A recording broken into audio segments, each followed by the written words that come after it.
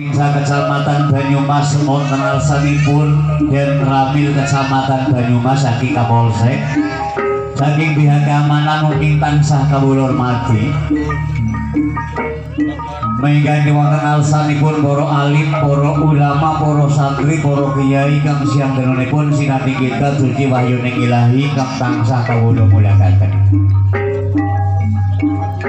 Sederengipun kawula matur monggo sareng-sareng ras syukuraken antaranipun wonten asal dalem Allah Subhanahu wa taala ingkang sampun paring pinten-pinten kenikmatan segawe keparangipun kawula Gusti kawula saged makempal manunggal mangayu bagya dalam rangka jatanipun panipun Bapa Mirun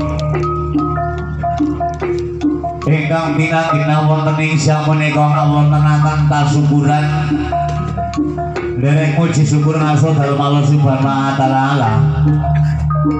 Sederengipun kawula saking kawula keluarga besar saking paguyuban seni Kuda Kepang Turangga Tanjung Muda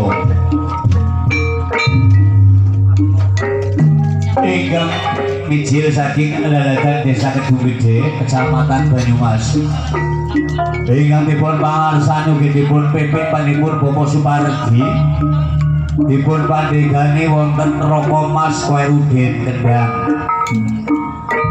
wonten ing siang punika kawula sakonco nampi tenimbalanipun dawuh saking keluarga besar panipun Bapak Mirun aginan ngaturaken pahargyan seni Kuda Kepang utawi ebek Banyumasan. Sedereng lan sesampunipun mbili kawula sakonco saking keluarga besar Turangga Tanjung Muda anginipun ngaturaken libur kirangan jam keping swasana boten namung ingkang dipun sengaja utawi boten dipun sengaja kawula ingkang dereng adene dicara nyuwun sagunging samudra pangapunten.